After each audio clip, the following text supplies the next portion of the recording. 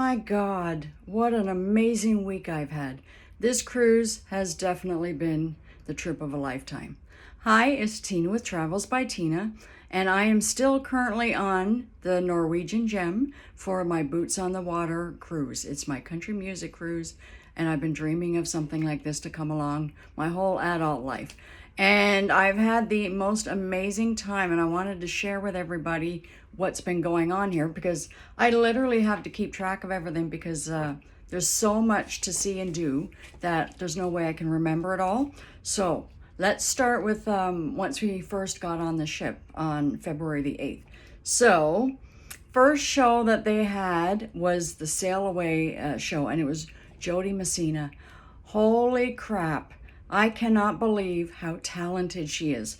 All I remember of her is her songs, her country songs back in the 90s, the early 90s. And of course, her most famous is Heads Carolina, Tails California. And she did sing that. But I had no idea how talented she was. She was singing rock, like AC/DC, and she was singing everything. And she even threw in a couple of religious songs that she wrote herself. And I could not believe how talented she was. She like rocked the house. And that concert took place actually on the pool deck. So we had people sitting in the pool and in the hot tub, and then there was like people standing around, and my feet were killing me because I was wearing my cowboy boots. And it was absolutely amazing. So what an awesome way to start off our cruise on the Norwegian Gem. It was our sail away party. So after that, let's see. After that, we saw later on that night Little Texas, and it was so amazing to see them as well. And of course, they sang all of our favorite songs.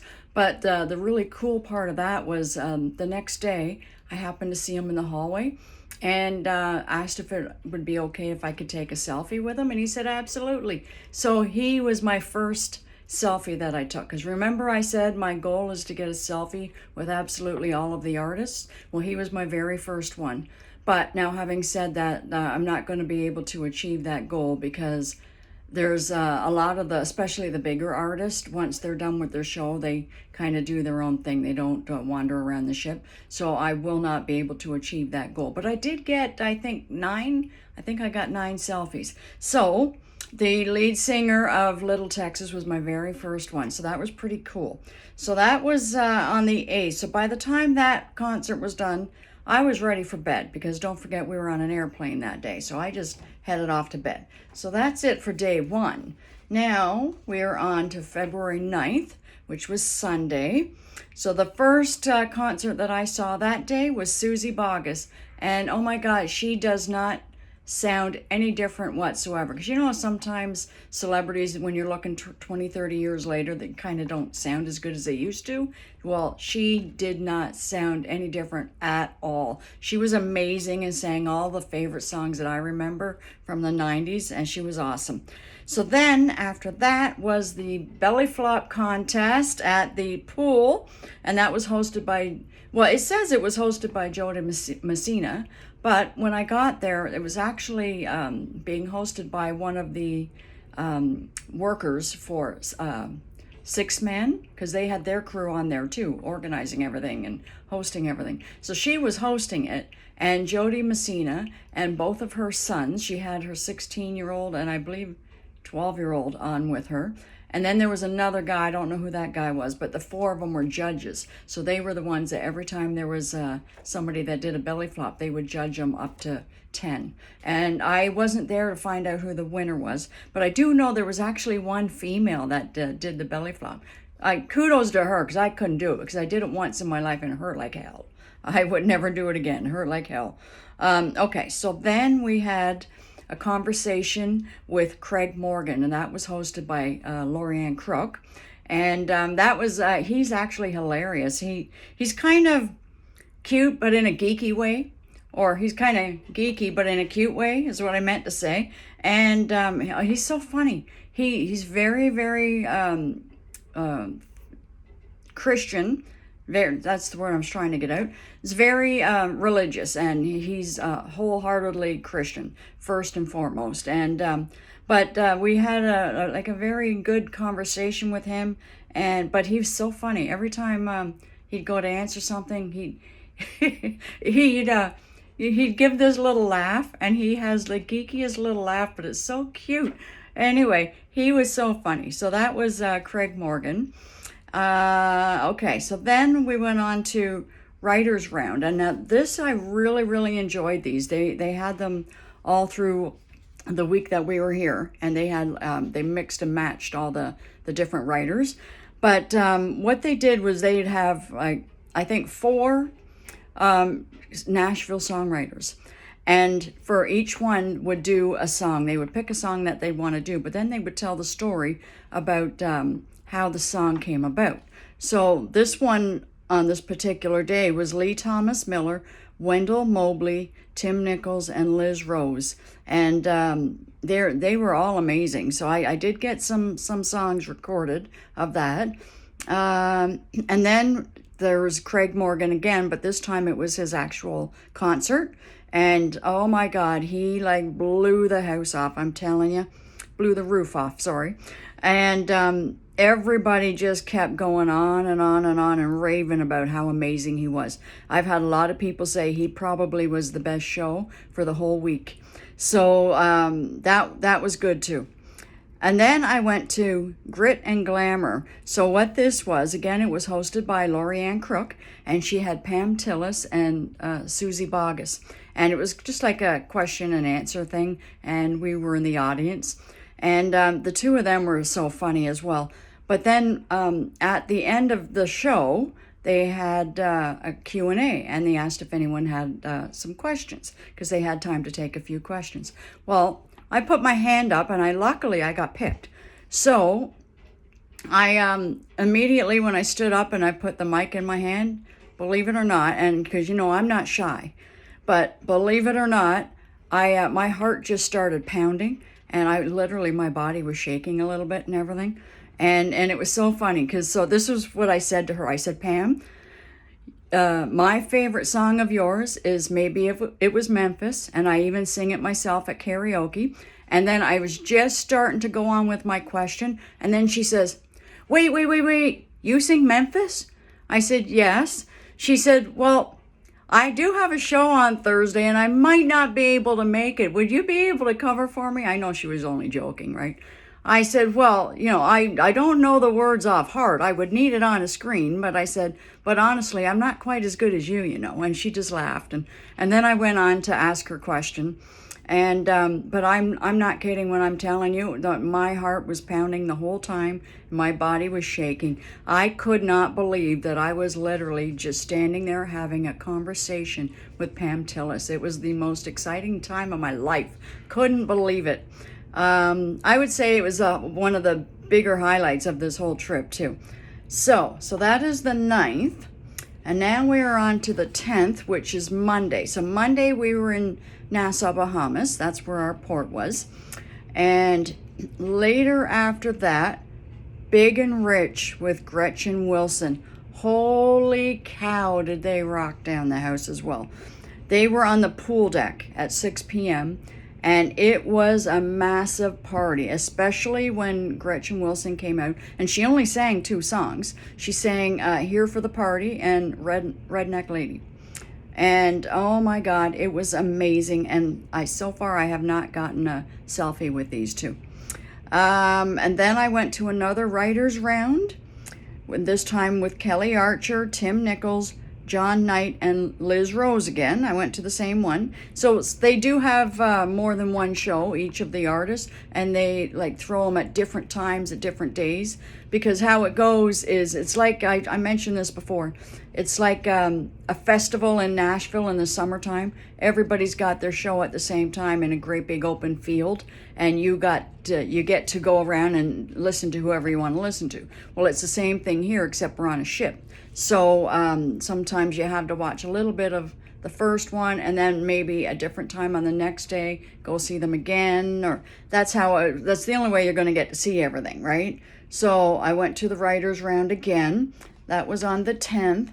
And then on the 11th, which was Tuesday, that was yesterday, We stopped at Great Stirrup Cay, and that place, oh, it's so beautiful. It's smaller than a Perfect Day at Coco Cay. It really is. It's not all hyped up with like a theme park and all that, but it's beautiful and just relaxing. It's chill. You can go out into the ocean. They had loungers everywhere, and I will honestly tell you, it was my first time being there, and this is my first time on a Norwegian cruise.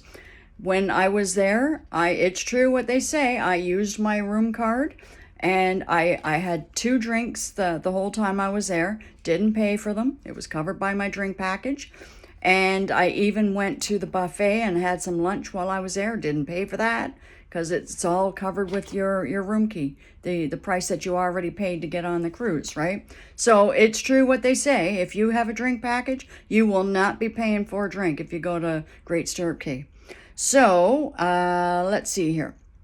After that, I went to another writer's round, and this time it was AJ Cross, Lee Thomas Miller, Wendell Mobley, and Liz Rose. And then after that, I went to another one. Chris DeStefano, Brett James, Tim Nichols, and John Knight. And oh my God, this was last night. And I went with another solo traveler that I met on day one, actually, Becky. She's a really, really nice lady. So we hung out last night. And she even said, and I agree with her, that writer's round that we saw last night was the best one out of all the ones that we saw. It was the best one. And I literally just discovered about 20 minutes ago as I was walking back to my room, John Knight, his room is just a couple doors down from me. And then the lead singer from Little Texas, he's just a few doors down from me as well. So I did get a selfie with John Knight and with Brett James. And I got to tell you, Brett James is easy on the eyes, but too bad he's a married man. Damn it. I'm just kidding. But anyway, so, and then after that, I mean, that was over at like 11:30 at night. So I was ready to hit the sack by that point. So that was the 11th. Now, today is the 12th, and it's Wednesday, and it's the final full day that we have. We're at sea today. So this is what I have planned for today, and I decided to record this video now because I may be too tired later on after, doing all this. I probably just want to hit the sack again. So this is what I have planned for today. At 12:30, we have 90s Country, the era that still echoes. So that sounds really interesting to me. It's hosted by Lorianne Crook, so I can't wait to see what that's about. But even before that, at 11 o'clock, we've got Acoustic Morning with Dwayne O'Brien of Little Texas. So that would be, I believe that's the lead singer, Dwayne O'Brien. I'm not sure of his name. But anyway, that would be pretty cool just to listen to him sing and play along with his guitar. And then I have at 1:30 Stories Behind the Songs with Pam Tillis. So she's, I guess, I don't know if that's going to be the stories behind her specific songs. I'm assuming it would be. So I'm really looking forward to that because I'm a big fan of Pam Tillis. So then we have at 5 o'clock out on the pool deck, there's a Toby Keith tribute, and I can imagine that pool deck is going to be absolutely packed, even more than it has been for all of the other concerts, because everybody loves Toby Keith, and we all know he passed away. I believe it was just over a year ago. So they're going to have an amazing tribute to Toby Keith. And then after that, I have at 6:15, Miles, Music, and Memories, Life on the Road. Now, those stories are going to be pretty cool. I can imagine the stories they have to tell about life on the road. So I can't wait for that. And then I am going to another writer's round at 9:30, featuring Kelly Archer, Lee Thomas Miller, Wendell Mobley, and John Knight. Now, I have to say, Kelly Archer, she's actually Canadian. She's from, I believe it was BC, she said. And she decided to follow her dream 15 years ago and got in her car and drove to Nashville and wanted to be a songwriter. And she is absolutely amazing. Absolutely amazing. Even her voice is amazing. But all of these writers' rounds, all these songwriters that are up there, they have written, in some cases, like, for example, Brett James, he has written over 800 songs for the biggest country stars you can even think of. And someone like Carrie Underwood, Jason Aldean, they've written so many songs. They are a star in their own right, just from writing songs, country songs, and they've won awards and even Grammys, even. So they are amazing, and I got to give a big kudos to them, because you got to be very talented to come up with these songs that our favorite artists write, but our favorite artists sing, but it's the songwriters that don't get enough credit because they're the ones that came up with the song. So, and then now there's something I'm debating about doing, because they have a Liberty Tattoo shop on this ship, and I don't know if it's always here or it's only here because of the Boots on the Water cruise. I'm not sure. So first I was debating, should I go get a little tattoo somewhere? And then I thought, no, I don't know, because I've been saying it for years and I keep saying, no, I don't want to be one of those women filled with tattoos and I got to look professional and everything else. So I never did do it. But then last night, a thought crossed my mind. Oh, what if I go, because I have a tattoo on my foot of a flower, and it's the same flower that was in my wedding bouquet when I married my husband, my second husband. And that was, oh my gosh, that was many, many years ago. My daughter was 16 because she got a flower tattoo as well. So yeah, I'm not, she's not 16 anymore. She's like 35 now. So that's how old it is, and it's starting to fade. So last night I was thinking, oh, well, what if I go, instead of getting a tattoo, see if they'll touch up the tattoo that I have on my foot. And I thought that could be a really good idea. But then I remembered, that could probably hurt, because in order to get my cowboy boots on this ship, I had to actually wear them through the airport. And I don't know how comfortable I would be having, just having like needles put through my foot and then trying to wear cowboy boots all the way home. So I don't know. What do you guys think I should do? I don't know. Have to wait and see later on. I might just make an impromptu decision and say the hell with it, and I'm going to do it. And I might just say, no, I might even do that and surprise myself and get another one somewhere else. We'll have to wait and see. So anyway, to close this video here, I just want to tell you I'm absolutely having the best time of my life. If you love country music as much as I do, you're going to wish you're going to be here.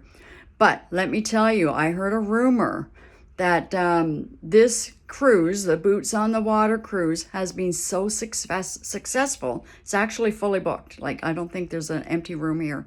And it's been so successful that as of a couple of days ago, they've already dealt with Norwegian. They've already got another one scheduled for next February, and I can't remember the exact dates now, but I think they even put it on their Facebook page and everything. So that's how successful it is and how popular it is. Everybody's raving about it, that they're going to do another one, because this one that I'm on right now is the very first Boots on the Water cruise. It's the inaugural cruise. So apparently they're going to keep doing it every year. So that is amazing. Now that could be like dangerous for me, because I'm going to want to come to every single one of them.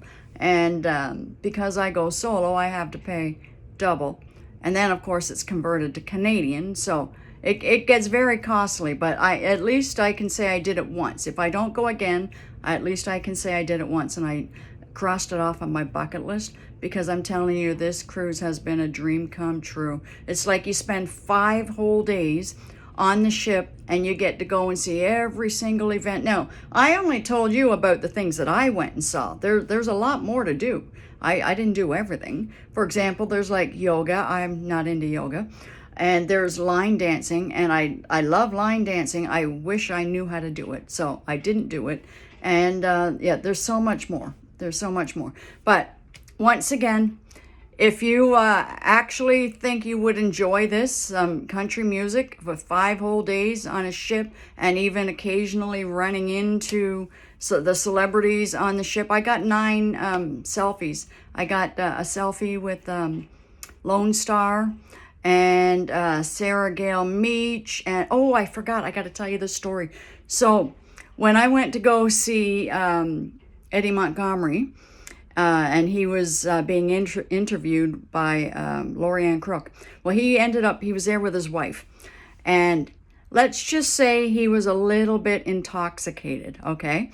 So he was a hoot. Him and his wife, those two, I mean, they look like they bicker and swear at each other and everything else, but that's just the way they have fun. The two of them were hilarious. Hilarious. So anyway, near the end of the session, they were trying to get him to sing a song, Lucky Man. And so he didn't want to do it, but they were bugging, and he went to get up off of his chair to stand up, and he fell backwards again, so they had to kind of drag him up to the stage. And anyway, I was recording this, and he started to sing, and then he said, no, I can't do this, I'm too drunk. And then he just started going on and on about, how it's the fans, that the reason he gets to do what he loves to do and all this. And it was hilarious, that everything that they were saying. So anyway, right when I stopped the video, you missed one part. I stopped it too soon. Right after I hit the stop button, he says, now this is the part where my wife is going to say, sit down and shut up. And I thought that was hilarious. So what had happened was the next day, I was up on, which was yesterday, I was up on deck 13, and I was getting some pictures of the island of Great Stirrup Cay, and a woman asked me a question, so I'm chatting away with her and everything, and the next thing you know, I see Eddie Montgomery like just walking down the deck, and I look at him, I said, are you feeling better today? And he says, oh yes, thank God. And he actually came over and started chatting with us. So I thought, oh, how humble of him. Was such a nice guy. He really is such a nice guy. So then I said, okay, Eddie, I have a very serious question for you. And he looks at me and I said, do you remember when you did that session with Lorianne Crook? He said, yeah, barely, but yeah. And I said, well, do you remember the ending of it? He said, yeah. I said, well, I recorded that on my phone. And I said, I'm a travel agent, and every trip that I take, I document everything for my social media pages. I said, would you have a problem if I were to put that little bit at the end of your show on YouTube? And he said, no, not at all. He said, I am who I am, and if nobody likes it, to hell with them.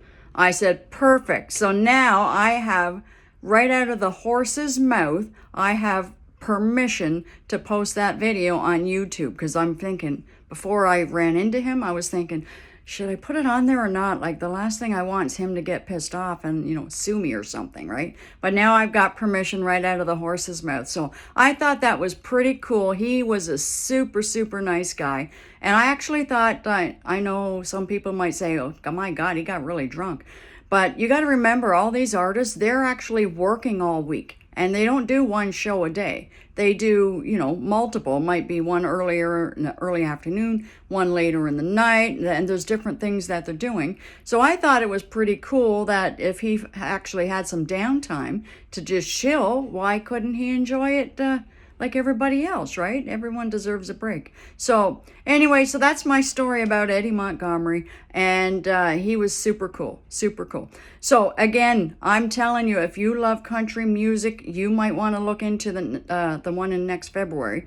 And it's got nothing to do with me as a travel agent, nothing to do with Marlin Travel, because it's what we call what do you call it? An event. It's called an event cruise, and Marlin Travel doesn't deal with stuff like that. So this is hosted through a company in the States. They're called Sixth Man. Try saying that 10 times fast.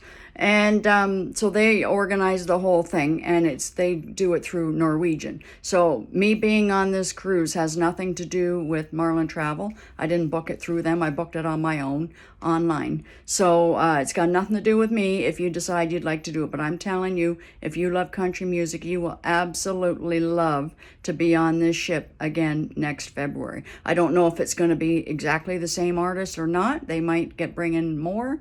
But I'm telling you, I'm hoping to be here. That's for sure.